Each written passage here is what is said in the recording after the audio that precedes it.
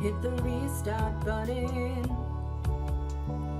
We're right there to recharge those batteries. We're here to help you. Restart, recharge. Restart, recharge.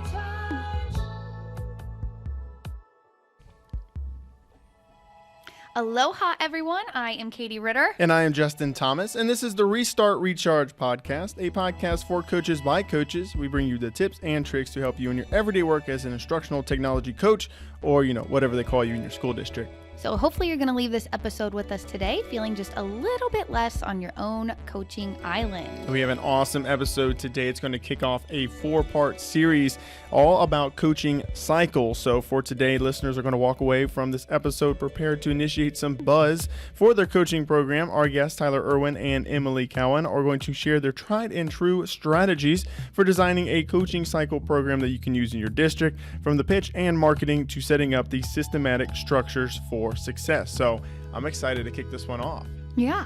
All right, let's introduce our guests. We mentioned Tyler Erwin and Emily Cowan. I'll introduce Tyler here. Tyler Erwin is the Assistant Director for Curriculum and Technology Integration at Forward Edge. He is 6 years of a classroom teaching experience, including 4 years as a 7th grade language arts teacher at a local middle school. Currently, he serves as a Google certified trainer and mentor coach. He has 4 years of experience as an instructional coach for multiple school districts in the Cincinnati area, and he works for the entire Forward Edge team to ensure high quality technology integration across our partner districts. So welcome in, Tyler. Yeah, glad to be here, guys. Glad to have you back. It's been a while. Yeah. I was hoping you would have me back, but I'm definitely glad to be here today. Yeah. And I will introduce Emily Cowan. If you've been listening over the past few episodes, Emily's been with us. She was with us on part 1 most recently of our PD series, and then also with our interview with Amanda Del Balso from Google about the Google Certified Coaching Program. So we're happy to have Emily back. But just to remind you, Emily, prior to her coaching role, she taught for 6 years as a middle school language arts and science teacher in Charleston, South Carolina, and Columbus, Ohio. Currently, she is working across multiple districts to support K-12 teachers in the Cincinnati area. She also provided 100% virtual coaching to a school district in Kentucky, and she is a Google certified educator, trainer, and coach, and also newly minted title of instructional design coach, which we switched to our team. So maybe we'll talk about that in a coming episode. But for now, that's the newly minted title for Emily. Hey, thanks. Good to be back so soon. Yeah.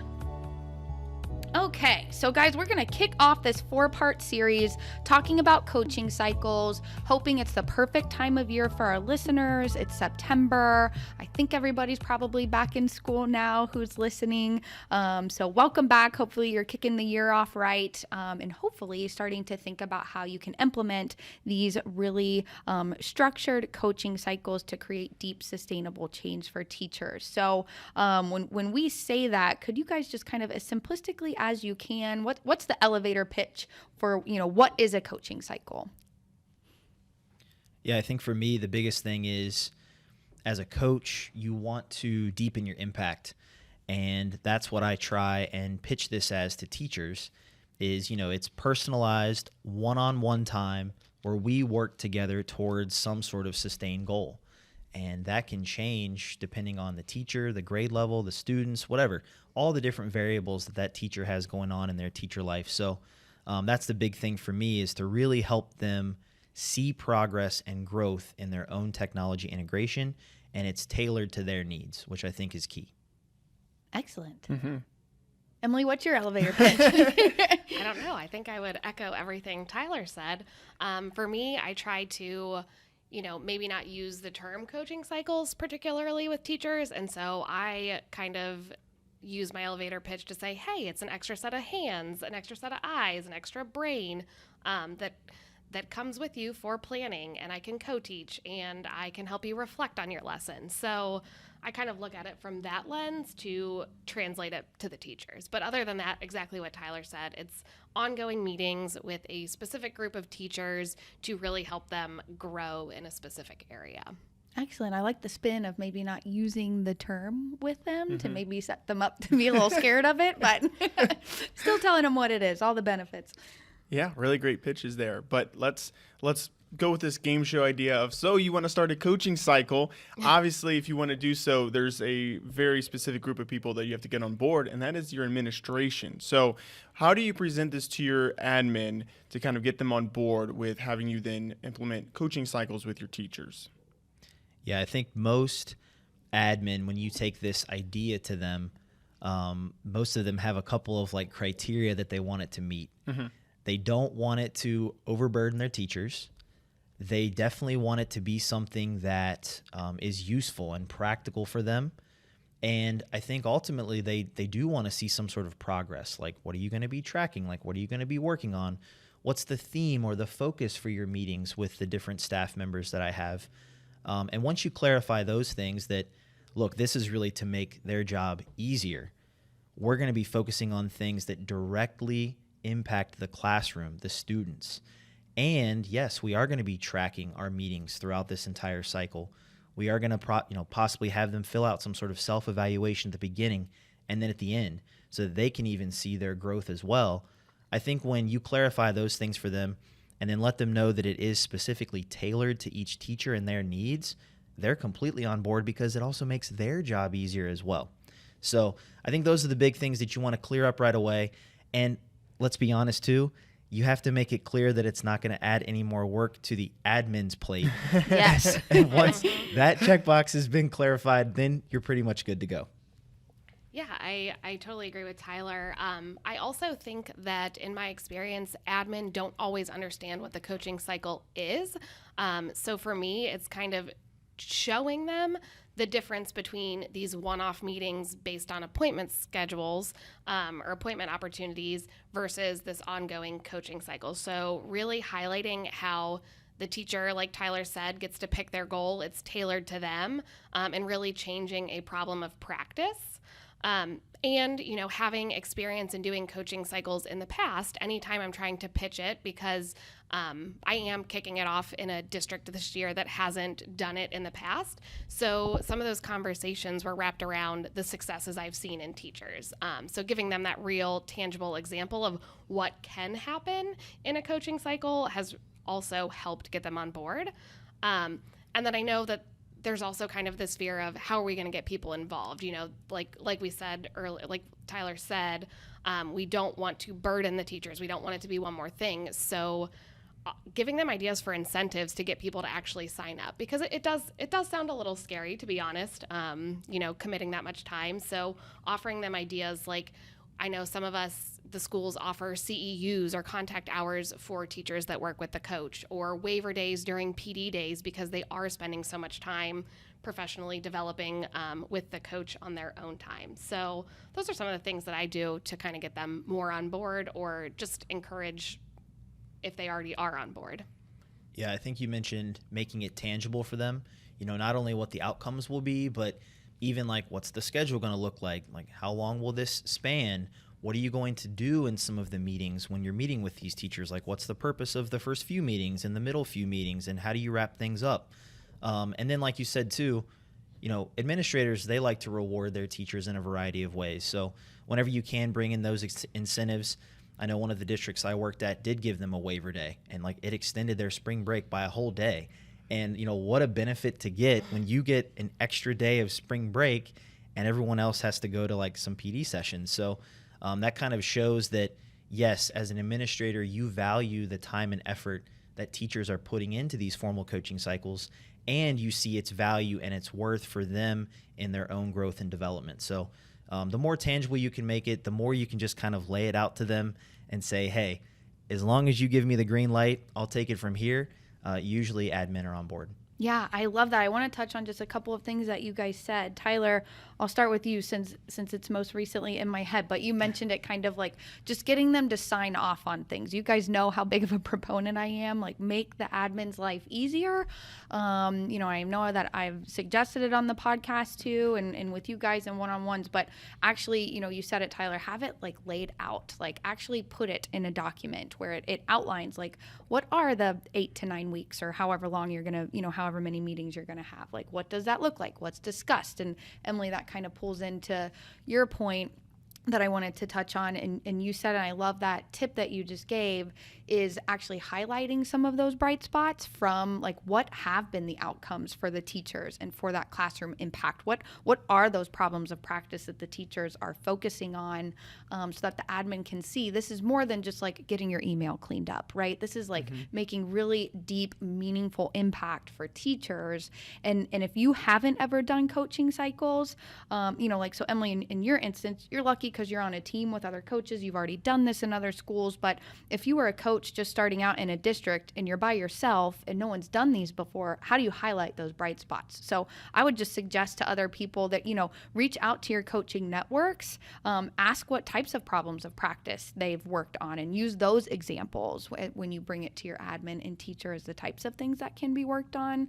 And I also recommend including some of those examples like in the hard copy, whatever you're going to use to discuss these with the admin. I think that that's really key. So great tips that you guys just gave, because to Justin's point in his question, if you don't have the admin on board, step one, it's really hard to get these off the ground and running. Oh, yeah. Sure. Yeah, and I just want to touch on something that kind of goes off of what Katie said about what Tyler said, and just kind of getting that stamp of approval. One of the districts that I work with, we did coaching cycles last year, and that was predominantly how I spent the second part of the semester. Or the school year. And this year we're kind of shifting our focus into providing a lot more PD for the good of the group. But to me, the coaching cycle was so important, and I wanted to kind of remind them that it was important.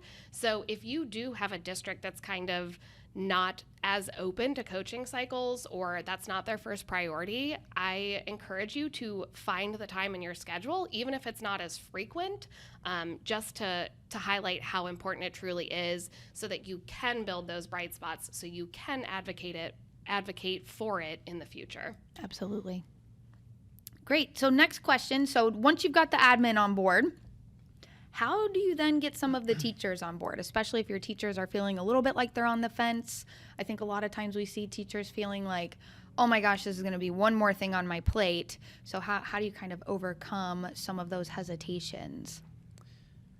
Yeah, I think a lot of the things you do for the admin, in many ways you have to do for the teachers as well.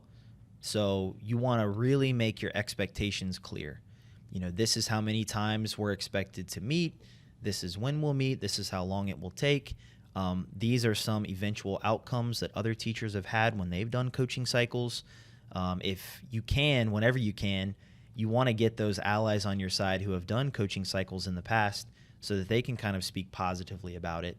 The more people that you have who have done coaching cycles in the past, who can recommend people to do it the next cohort, that's another way to kind of keep that momentum moving and going.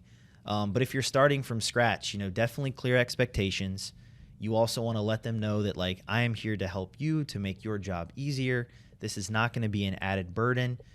In many ways, it's going to help you do a lot of the things that you're already trying to accomplish, that you're already planning for and thinking about in upcoming units or lessons that you're doing.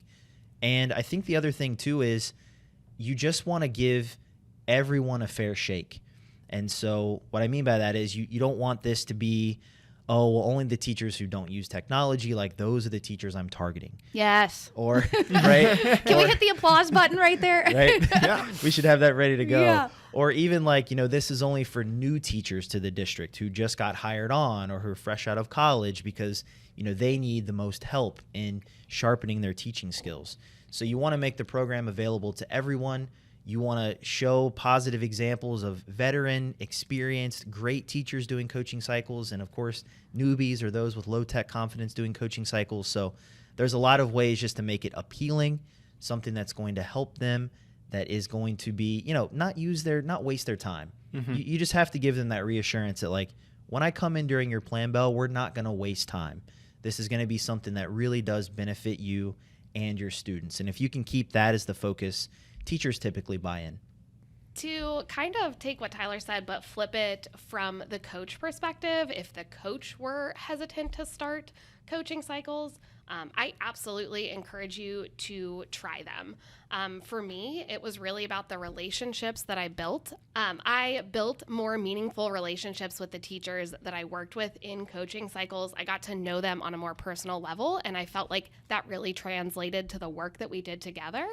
And also, I really enjoyed seeing the growth of the teacher because I know where we started and I could see them as they progressed. And you really do see that transformation in the classroom and from the teacher, as opposed to some of those like one-off break fix or how do I filter my Gmail.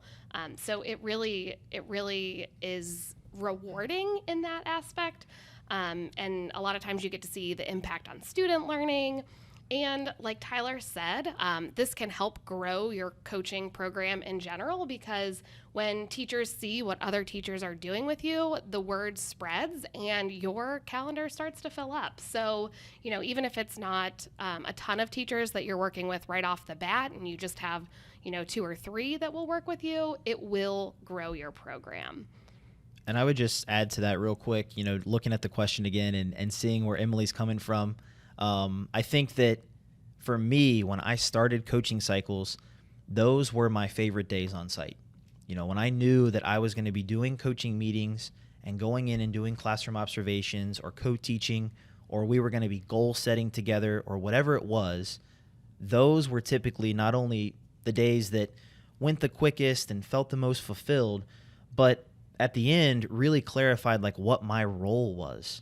I feel like in a lot of the other work we do, we wear a lot of hats. We get thrown into a lot of different categories of, like, Emily said, break fix, or these small little issues that really aren't truly impacting the classroom. But when you start coaching cycles, that's when you see the deep impact of your role as a coach. And I feel like for me, it didn't really like galvanize like what I do until I did coaching cycles. So if you're on the fence and you feel like, oh, my district's very PD centric, or I have so many other responsibilities, like how would I fit it in? I'm telling you, it's worth it, because when you finally do it, you'll never want to go back to the old way that you used to do it, just because you really will start to feel the fulfillment of the role in what you do in that school or district. I love that. And just, I guess just to kind of take a minute and share with the listeners, we're not really necessarily like digging deep into every part of the coaching cycle in this series. We'd like to direct you to Google's Certified Coach curriculum. It does a really excellent job of very much parceling out that 5-step coaching cycle process. So if you're feeling just a little bit lost on what all is involved in the coaching cycle at this point, and we're kind of selling you on it, on doing it, check out that curriculum. But one thing that I do just want to ask you guys really quickly is if you could share an example or two of just what was that problem that you actually worked with the teacher on in the coaching cycle. Like, what's maybe the top 2 teachers' problem of practice, or sort of the focus that drove your coaching cycle that stand out to you guys over the years? I feel like for me, I worked with a teacher. He was a middle school science teacher, and actually he was a teacher back when I attended that middle school. So he was obviously a veteran teacher, like years of experience. Mm-hmm. And when he signed up for coaching cycles, I'm not going to lie, I was kind of surprised, like pleasantly surprised, but surprised. Because sometimes as coaches, we can kind of pigeonhole people and think like, oh, like they've got their way. They've got their lessons. They don't really need to reach out for much help or maybe feel that need. But when he did, he brought to me this problem, and he felt like when he would do review before some of his quizzes or tests or maybe some exams at the end of the quarter, he felt like the review just wasn't having the impact. It wasn't giving him the data that he needed to really see where his students were currently with their knowledge level and their skill level, but that also when they would actually take the test or the exam, like they were completely floundering, failing. The scores were so much lower than he expected. And so in his mind, he felt like obviously the instruction was probably lacking throughout the entire unit, but especially his review was not doing a good job of raising those red flags. And so he wanted to make it more engaging, and he wanted to make it more informative, so that when he actually did the review with students, he could look at it and say, okay, here's the areas we need to go back over before we wrap this unit up. And so that was really his problem of practice, making his review more engaging and more informative so that he could then inform in later instruction. And what we ended up doing is working on creating a bunch of different digital breakouts on Google Sites and Google Forms with all of the review activities that he would do anyways, but he made it more self-paced, more student choice, and he made it more like a scavenger hunt, something that you had to solve and different riddles and things like that. And that really took the students to like this next level of excitement and energy when they did their review. They were so much more invested in it, and they learned the content so much better. And he could see a real jump from the units that he had those breakouts prepared for to the ones that he didn't. And so now he literally has a different digital breakout for every single unit that he teaches because of the success that he saw with those few that we made together. So that's just one of many, but that's one that sticks out for me because you can say an old dog doesn't learn new tricks, but he definitely was one teacher that like dove in, knew exactly what he wanted to work on, and he saw the progress. It was tangible by the end of our coaching cycle together. Love it. Yeah. Yeah, so mine is a little more relevant to, COVID and some of the challenges that brought on.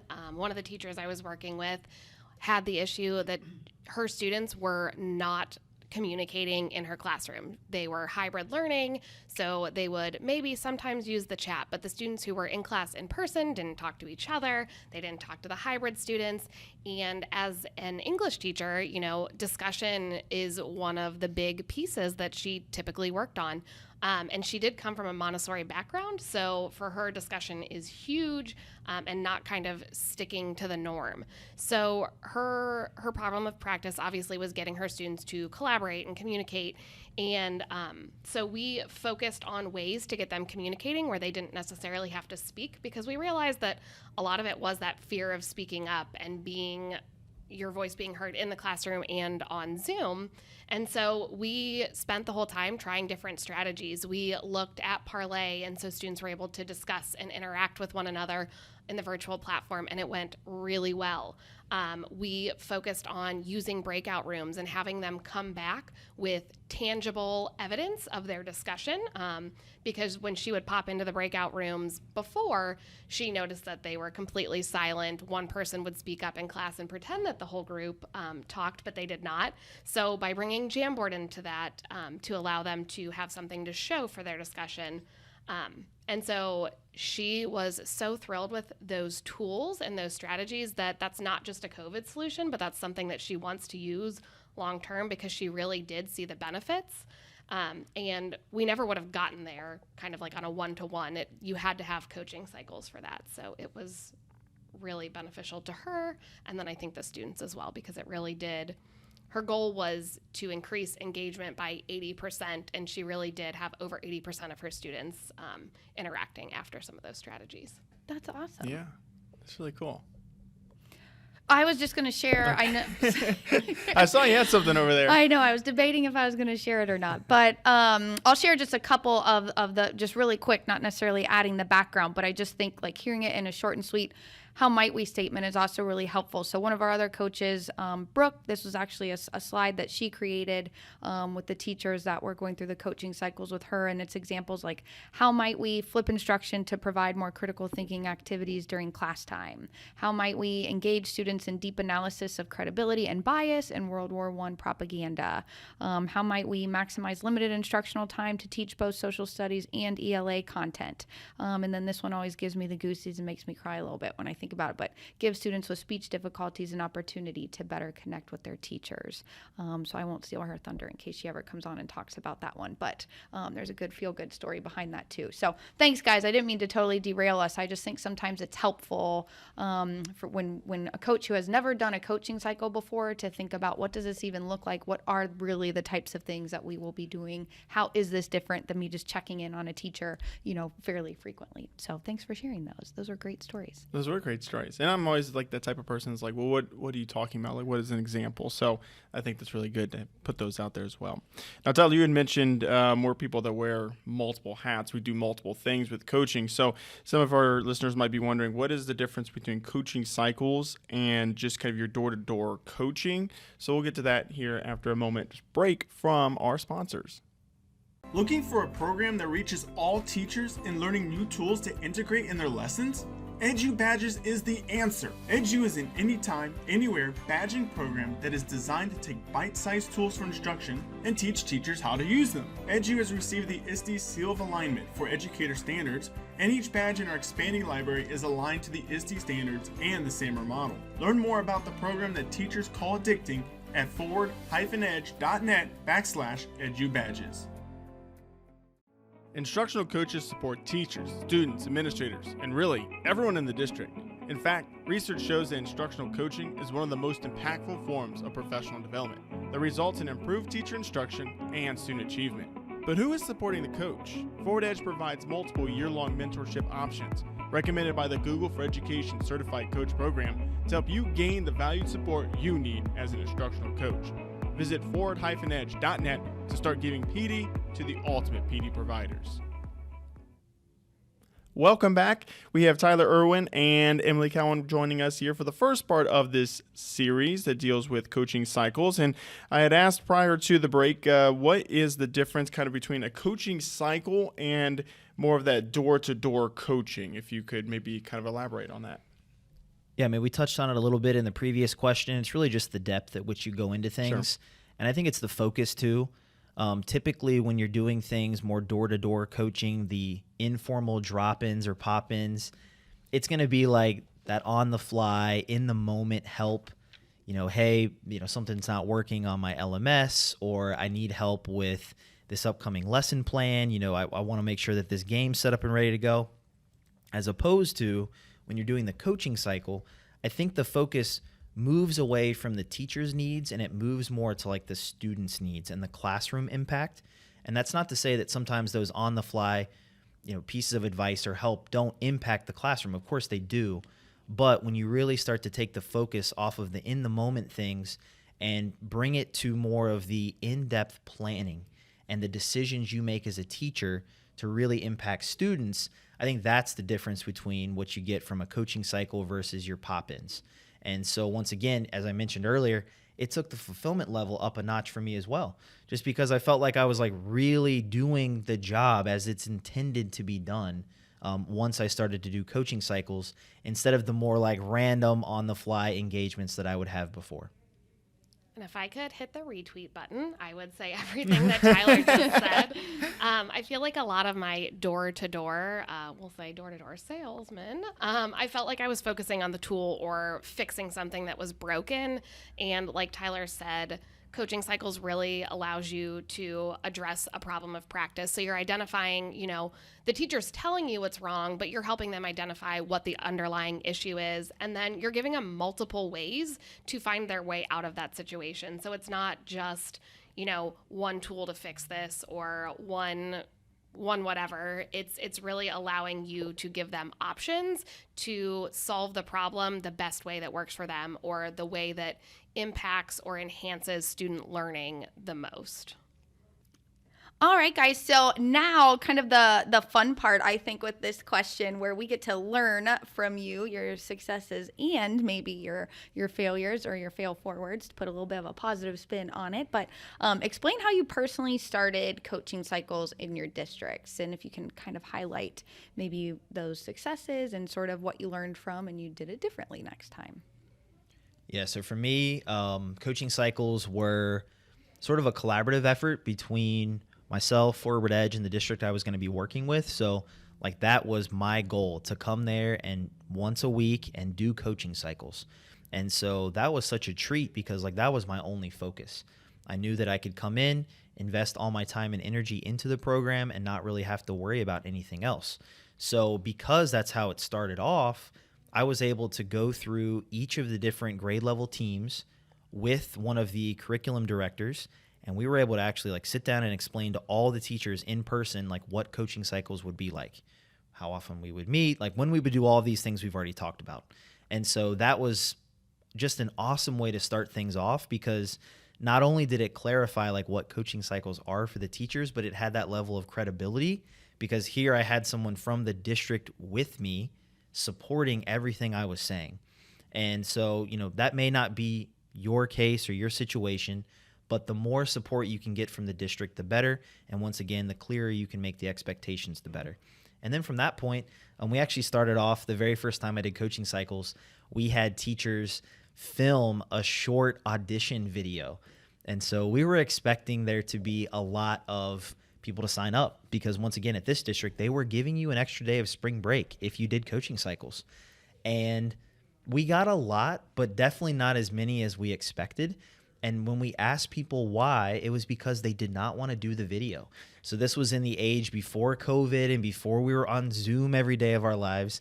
And I think people were just a little gun shy about filming a video about themselves and like why they wanted to do coaching cycles. Once we removed that sort of expectation or that requirement, we had a lot more people sign up. And so Emily was over there nodding her head like, yeah, that is not what I want I to do. would not have signed up to work with you, Tyler. Exactly, Sorry. right? And so maybe we set the bar too high at first, but we were able to just like be flexible and pivot in the moment and say, hey, if that's like a barrier, that's just a silly like artificial barrier. We don't want to have that in place that's going to prevent people from signing up for this awesome experience. So that was one of the first like failures for sure, is just, hey, we had this expectation. We're going to get 20 people to sign up, and we maybe had like 6. Right? And then you remove that requirement, and we had almost 20 sign up for the first cohort.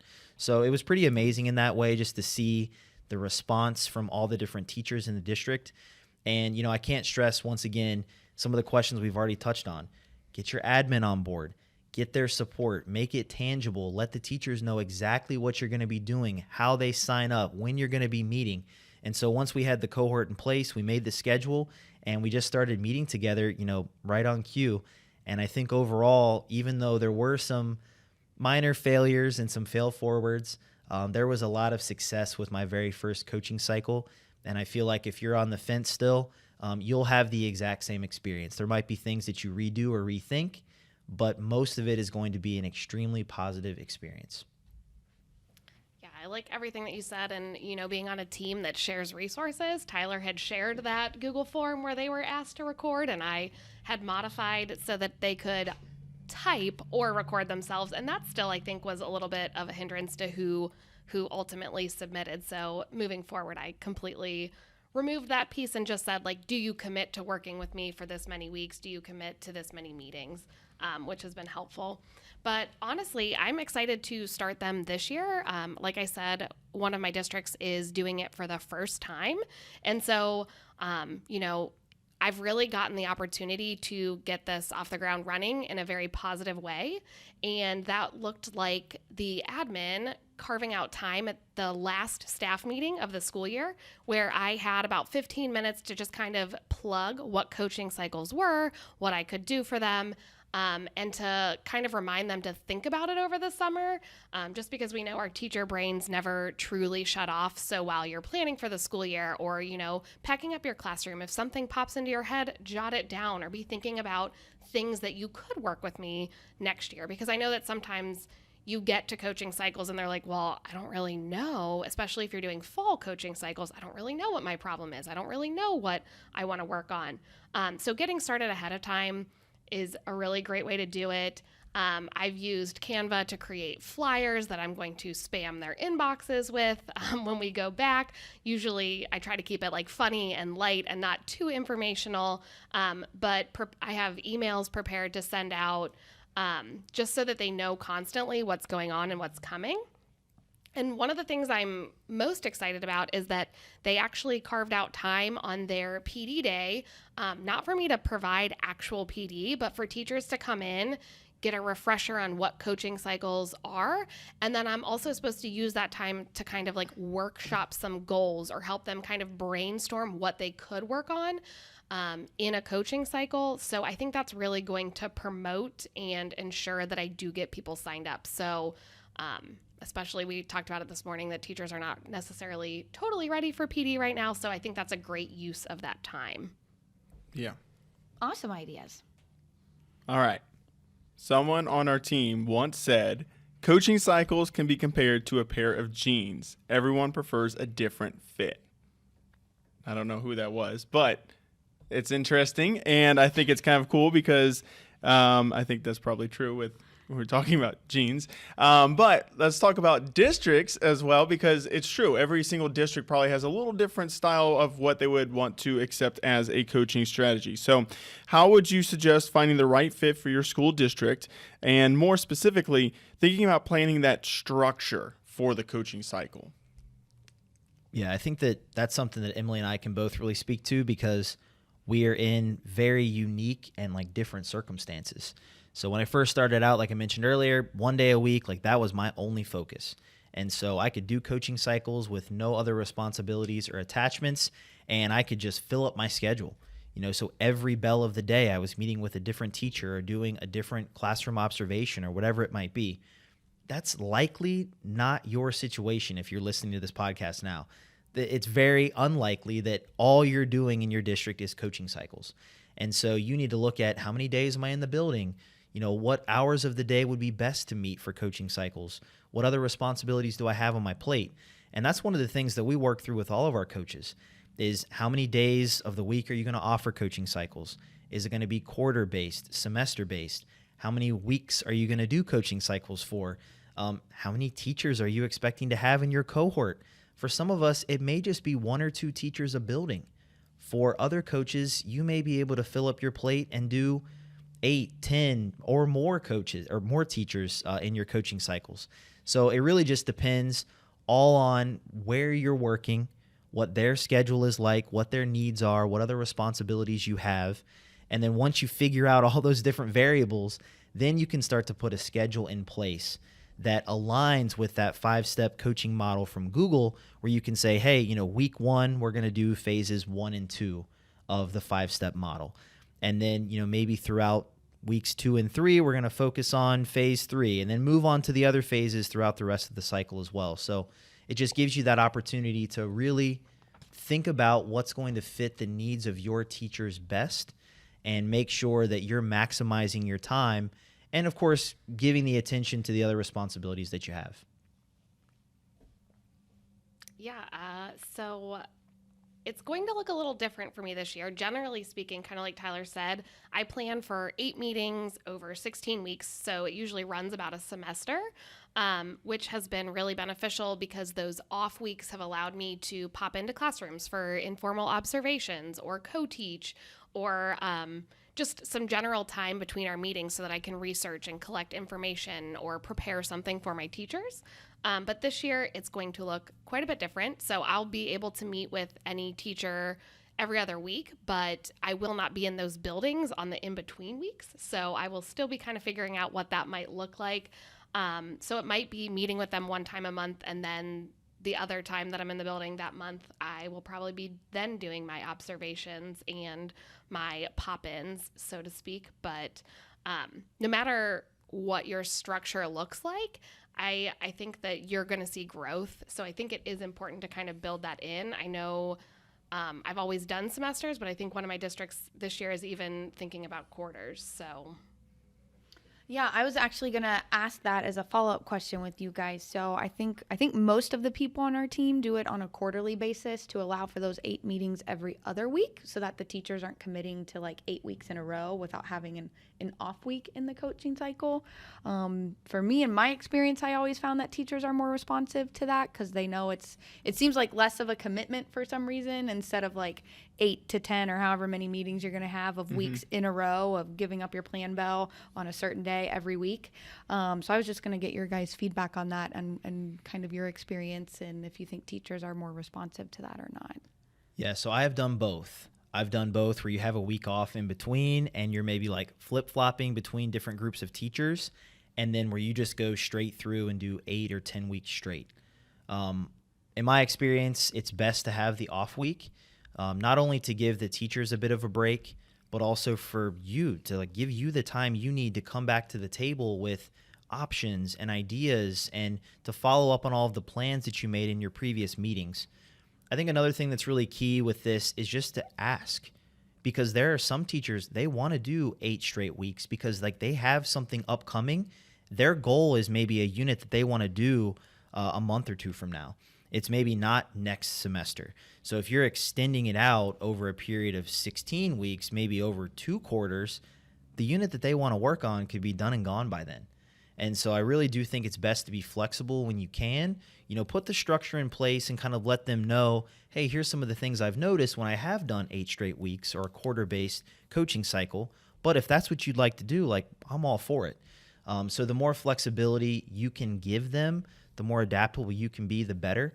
Because I do think some teachers, they already have it in their mind. This is what I want to work on. Here's when I want to use it. And you kind of look at the calendar and you're like, hey, that only gives us 8 weeks. So we better get started now if this is what you want to accomplish. Yeah, great point. Yeah. So just, whatever structure you end up using, ask the teachers what's going to work best for them and be flexible. That's going to give you the most success. I absolutely agree. I think that I show up as a better coach, like Tyler said, when I have that week in between, because that really allows me to prepare, to create, to have stuff to bring to the table for them. But like he said, I did have one teacher who we met every week for 16 weeks. They did not want the off week. They really wanted to keep rolling. So I agree. If you can give them the opportunity to kind of guide what works for their schedule or what works for their goal, then I think that's really impactful too. I love that. That's a great thing. And I'm glad that you guys shared those perspectives, because especially since, we use the Google certified coach, the 5-step model, and implementing that, and with that curriculum, and that I think is the one place that I differ in my opinion from the curriculum. I know that they recommend 8 to 9 straight weeks in a row. And so what I like about that, and what I just kind of want to reiterate, especially if listeners are using that curriculum to understand and implement coaching cycles, is it is a model. They call it a model. It's a skeleton to give you a framework to work off of, where you are allowed that flexibility to kind of do what works for you. It's not like taking it to a copy machine and you have to implement that as is. So I appreciate that perspective, especially, asking the teachers. There's a novel idea. Well, yeah. And I'm even thinking of some of our coaches who listen in, I've heard from your own experience that you may only be in a building once a month. Yeah. So how in the world could you even do the every other week thing? So it just comes down to looking at your circumstances, looking at your district calendar, your coaching schedule, and finding the situation that fits your needs and your teacher's needs best. And so if that doesn't line up to the model, that's okay. That's an ideal schedule. It gives you an idea of where to start. But then you really do have to modify it to fit the needs of your district if you want it to be successful. Yeah, and I'll even chime in with that. I had a couple teachers I worked with for coaching cycles, and we did kind of every other week. And on the off week, we were doing Google sessions. So that kind of actually, we were meeting every week, but it was a little different focus. But some of those conversations we had with learning different Google tools and some of those things actually helped fuel some of those deeper dives in the coaching sessions as well. Awesome. Double whammy. Double whammy. Yeah. All right, guys. Last question for you. We've been ending with top tips, so that's how we're going to end today. So share your top 3 tips to start a coaching cycle. All right, this is a good question. So I thought about this earlier. I think for me, tip number 1 is set clear expectations. So I've said that several times throughout this podcast, but that includes the schedule. When you're going to meet, what you're going to meet about, how long it's going to be, how you sign up, where they access the information. Just make everything so crystal clear so that when a teacher signs up, they're ready to go. They're excited. There's no guesswork to it. I would say the second thing would be ready to be empathetic and open-minded. So you may come in thinking, wow, I'd really like to work with this teacher on this problem of practice. And they may end up going in a different direction. Once you build a relationship with them and get to know them, you may realize that maybe they need to go in that direction, or they need help in a different area that you didn't anticipate. And many times as you work with teachers, you'll see that it does put them in a vulnerable position to be open with you and to talk about some of the struggles or the areas that are a problem for them in their classroom. And so the more empathetic you can be, the better relationship you can build with them. That's really going to help when they eventually pick their goal. You don't want to pick the goal or problem of practice. You want to let them do that. And honestly, they may not if you kind of already come in with the direction you think this cycle is going to go. So be empathetic, be a good listener, be open-minded.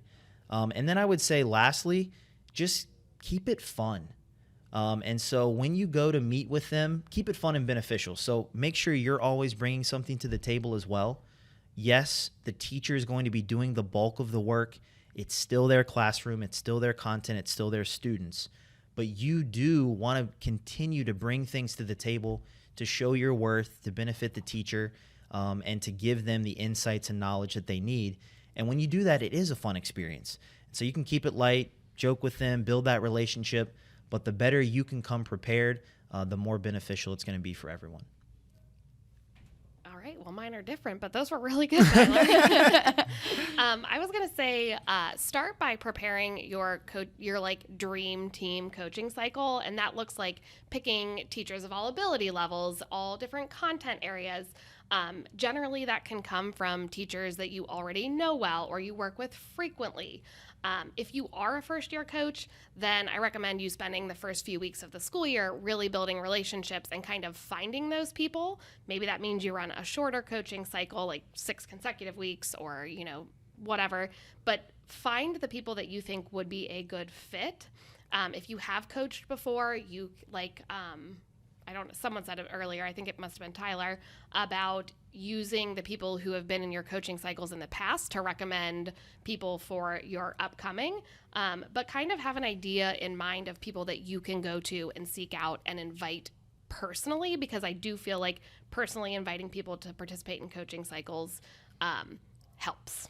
Because then they know that you're like actually reaching them and not just sending out this generic email or Google form. And then the second thing would be just very basic, good advertising. Make sure they know what's happening. Like Tyler said, like have it all laid out, ready to go, make it exciting, make it fun, but just send those emails, hang those flyers, even if it's in the bathroom or in the copier room, but just make sure they know it's happening. Because I can't tell you how many times it's like, oh, I would have done that if I had known. And it's like, I could not possibly have told you any more times. But okay, sure. So just make sure you're very clear that you're having those conversations. You're posting that information as many places as possible.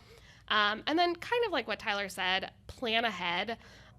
Even if you're not going to start in fall, you're not going to start till spring, look ahead, plan the dates that you're going to do it, the weeks that it's going to fall on, have an outline, start creating materials to share for that advertising, or start, building that group of people or talking to those people. But it's really hard to launch kind of on the spot. So take the time and know exactly how it's all going to fall into place when you are going to start them. I really liked all of those tips. Those are really good. Tyler, I liked your the empathetic tip as well, because I think that goes so far with building that relationship and being someone that you can trust to really kind of throw some of these crazy ideas your teachers might have, and trying to figure out how you can actually go about doing that. And Emily, I like your dream team incorporating, all different levels of tech. If you have a basketball team, your dream team is just a bunch of shooters and no one actually plays defense, you're not going to probably win very many games. So I like that, to have kind of a well-rounded team. Of course, you're bringing in the sports. I know, I'm like, of course. We had what a this, good one. yeah. His second passion. I think Tyler can relate to that. Oh yeah, I was all about it. Any final aspects that kind of go along with this idea of setting up coaching cycles? Anything that you feel like you hadn't mentioned yet, or anything along those lines? I know we've said it multiple times, but if you have not, listen to the episode about Google's coaching curriculum. I would definitely go back and listen to that, and also going through that curriculum, because that's really going to set you up for success with all the resources that are available and the information. If you haven't done that, I definitely would check that out. And that is episode 13, I believe. I think so. Yeah, and I would say for me, just if you have been a coach for many years, just try to remember what it was like being a teacher. All the different things that you struggled with, all the different responsibilities you had on your plate, and then try to envision what it would have been like had you had a coach, an ally on your side, helping you through this sustained conversation towards some sort of goal or problem of practice. And when you can put yourself in those shoes and envision what that would have been like, then I think you can really start to, in your mind, picture what it will look like for you as the coach on the other side of things to be helping them. And so you definitely want it to be of benefit, want it to be fun, and everyone's going to enjoy it in the end. It's going to be a great success. So if you haven't done so already, dive in and get to planning, because there's no better time to start than now. Awesome. Well, tune in next time for part 2 of this 4-part series on coaching cycle. It's going to be talking about impactful coaching conversations. I believe Tyler is going to be joining us again for that one. So excited to really dive into that. So that's, once again, coming up 2 weeks from now. Awesome. Well, guys, thank you so much for all of these wonderful ideas that you shared with our coaches. And that is it for today's episode, listeners. So please be sure to subscribe to Restart Recharge wherever you listen to podcasts, and follow us on Twitter, Instagram, and Facebook at RRCoachCast. And as we are diving into this coaching cycle series, obviously there might be some things that come up on your mind. Please feel free to reach out to us on those social media channels, and we can kind of incorporate that into our sessions as well. Absolutely. So press the restart button. Recharge your coaching batteries and leave feeling equipped and inspired to coach fearlessly with the Restart Recharge podcast. A Tech Coach Collective.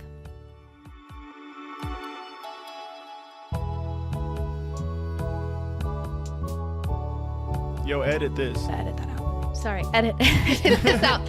Edit. Yeah.